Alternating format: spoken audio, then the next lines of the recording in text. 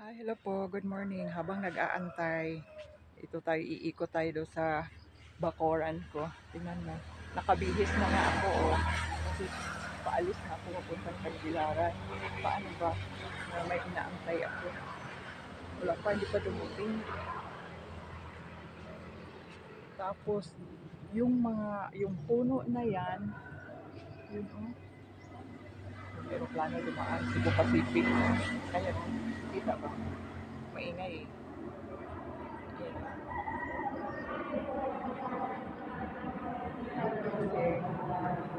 Uod. Napakarami. Nagwawalis ako kanina. Napakaraming uod. Ngayon, nag-spread na sila lahat kasi nagbagsakan na. Ito, tignan mo. Ang dami kaya. Dumating na dito banda. Yan, oh. Tignan mo yung mga uod. Oh. Oh. Ang dami. Yan, oh. Nag-spread simula dyan hanggang doon papunta. Ang dami-dami sa kalsada. Ang dami. Buong, yung kahoy na yan, oh. Lahat. Wala na nga dahon kasi kinain na nila lahat. Naglaglaga na. Nag-spread lahat. Kaya hindi ako makalinis-linis doon. Kasi daming uod. Nagwawalis na ako kanina umaga. Ay naku, Diyos ko, hindi ako pinahululog pa sa tagiliran ko. Kaya, tawag nito? Na ano ko lang. Parang kakatakot. Ang dami. At saka, dito, yung bayabas ko. Sana naman hindi ito makarating dito banda. Kasi nag-spread na sila eh. Ito yung bayabas ko. O dami. Kinuha ko na yung mga bunga dyan yung iba. Saka ito meron pa. Marami. Nakabalot pa. Maabot na nga ng bata kasi nga dito. Dito na sa baba. Tinan mo. Yan. Kinuha ko na lahat yung mga hihinog dyan. May hinihingi din. Marami din yan. Ayan. Yan. Ang lalaki dyan. Yan. Binabalot ko kasi nga may mga ibon na kakainin. Maunahan pa tayo. Pero maganda yung binalot kasi nga yung nila is makinis ba. Maganda. Ami! Tubusan ko lang ngayon kasi na gusto naman. Kapit na dyan lang siya. Bilipat ko siya nga dito kasi yung mga uod na.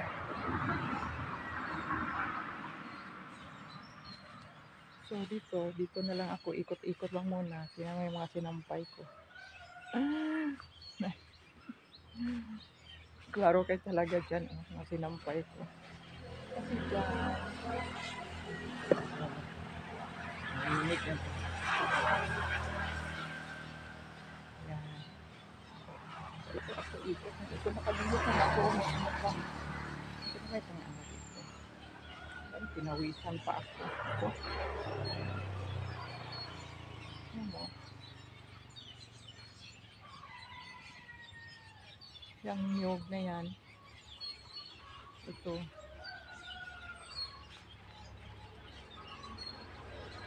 Ito rin. Laki na, no?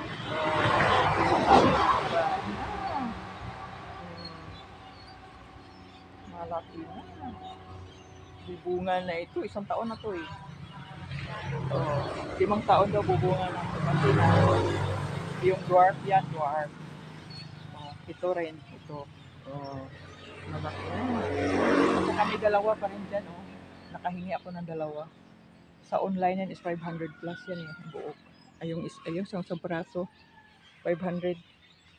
Ako, Diyos ko, ang mahal naman. Merong 750. Merong, naku, ang mahal. Saka yung isa, ito yung mahaba noon. Lumiit. Naabutan yung isa. At saka ito yung huli kong tanim, maliit pa. At saka ito, nilipat ko kasi dito banda siya. Kasi doon ang daanan. Hirap na pagtanggal pag malaki na. At saka yung dalawang yan, tatanim ko doon banda at saka dito.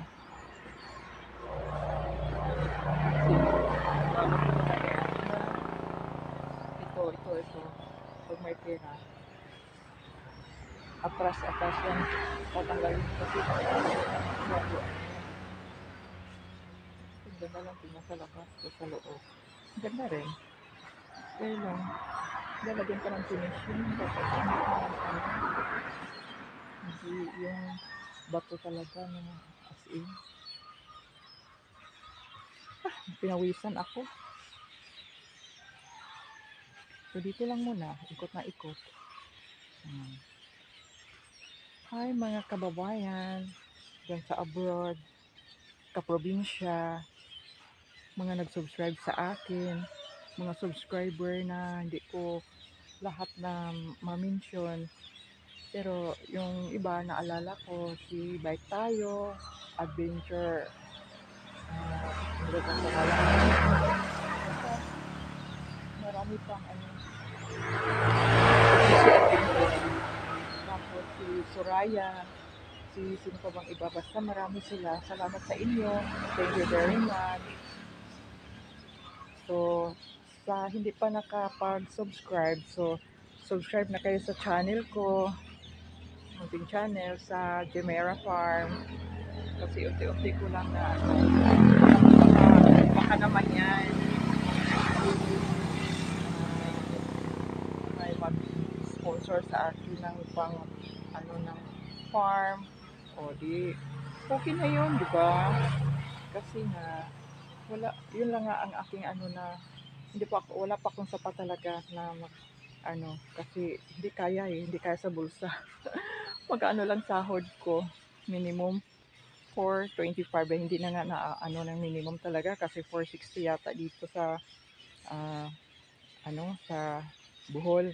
Pero sa akin lang is 425 minus doon sa mga benefits, di wala na, 36 minus yan. Tapos sa pamasahe pa is 90 a day. So wala na talaga ang natira. Hindi naman araw-araw, 6 days lang ang papasukan. So todo kayod talaga. Wala nang pambayad ng ilaw, pambayad ng tubig. Anak ko, Diyos ko, hirap talaga. Kasi alam mo naman pag single mom, at nako, nahirap talaga. Hindi pa nga ako nakapagpaaral sa mga anak ko. Nahinto talaga silang dalawa. Puro na college. Yung isa sa BMI, yung isa sa mag-aaral ng college. Yung sa college, wala pa. Sa next pasukan na kasi wala talaga. Mahirap talaga ako lang mag-isa talaga. Mahirap. Tapos yung sahod hindi kasya. Sa kain lang. Gulay-gulay lang kami. Dalawa kami dito, anak ko. Sa ngayon lang, malunggay, lagyan lang ng noodles, okay na. Tapos, minsan itlog, lagyan ng malunggay, minsan bago, yung alugbati, ginawa kong adobo, meron doon, yung gulay ko, gugulayin ko na naman yan. Yan dyan. Kaya, talagang, marami pa akong lilinisan doon sa likod, dito sa harapan na umaga, malinis na talaga yan. Malinis na yan. Malinis na yan dyan. Dyan yung harap. Yan, dyan, harap yan. Kalsada na dyan. Dito sa gilid. Sa labas, malinis na rin yan. Kaya, doon na sa likod. Nagwawalis ako doon. Mayroon naman nahuhulog-hulog doon kasi ngayong kahoy na yan, yan, napakahaba yan. Ako kung sumahangin ako, nalilinis ko lang nag-spread na naman lahat ng mga dahon nila. Marami yan dyan, 2, 3 at ang puno dyan. Pero malalaki, kaya lang mabigat walisin. Kaya yun, yan ang trabaho ko yan pag ano, mamaya pag maaga akong makauwi. Saka meron pa namang Sunday at Monday. Tapos Friday. Kasi Wednesday ngayon, Thursday sa Friday. Ganyan. Tapos doon banda, hindi ko nga alam eh. Kasi anong uunahin ko kasi doon banda. Tapos ngayon, sa dulo hindi pa. Tapos ano ako, lalagari. Ano ba yung lalagari? Yung dito, maggagamot. Naghanap ako kasi nga yung taniman ng gabi hindi pa tapos yung puno ng saging na kinuha ko. Hanggang ngayon hindi pa naitanim. Kasi wala nga akong pangbutas ba. Kasi kinuha sa kapatid ko dahil ginamit din. Eh wala ako eh. Kaya antay-antay ako kung anong ibubutas ko dyan. Kasi nga yung mga poste ng ano sa harap, nakatayo na hanggang dyan. Dito muna hanggang doon wala pa. Yung mga kahoy na yan dyan, no? Ay hindi pa. Kasi nga wala nga akong pangbutas. Tapos, madali lang yan. Pag may cyclone na, didikdikin lang yan dyan. Lagyan ng ano, yung kabilya. Madali lang yan. Kaysa kukuha pa ako ng mga ano, tapos kung may himalin ko pa, ididikdik ko pa. Bibili pa ako ng pako. Madali lang, 1 year, wala na. Yun ang yung nangyari doon. Sirang-sira na lahat. Isang taon na mo. Simula doon, kayod ako ng kayod na hapon. Buwan pinupuka ko para mailagay ko dyan. Wala. Suwak na. So, ano, kukuha din ako doon ng mga kahoy. Siguro, kung hindi ko kaya, pang autos na lang ako para pang haligi ng ano, yung poste ba. Meron naman doon sa baba. Pinuputol-putol na. Hahakutin na lang dito pataas. Pero hindi ko alam kung hindi na talaga magkasya kasi papunta pa yan doon. Ang inaano ko lang, kung magkakapera ako, bibili ako ng cyclone. Dahan-dahan. Kasi cyclone na lang, hihilain lang yan. At saka ano ko, protection lang yan na walang hindi madadaanan ng ano ba. Hirap na sa labas-pasok ba. Hindi natin kilala, hindi natin alam. So, mas maigi na yung lagyan ng ganyan. Tapos, may mga, tawag na tinik-tinik dyan sa ano. O, hindi na sila makadaan. Cyclone lang muna. Tapos, yun. Yung baba. Yung malaki. Pinila ko doon, papunta dito. Kasi yung mga malalaki, na ano yan sa init eh. Yung iba, doon. Meron doon nakatago. Ano yan, malalaki na rin. Doon sila nakapwesto. Doon banda.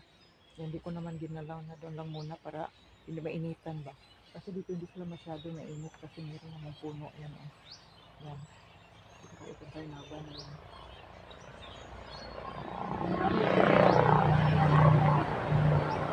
May wire.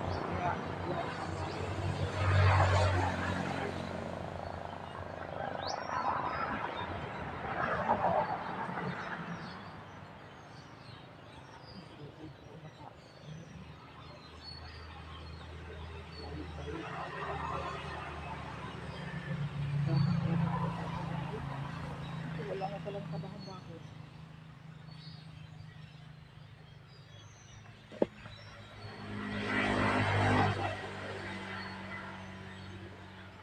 Walang kadahon-dahon doon.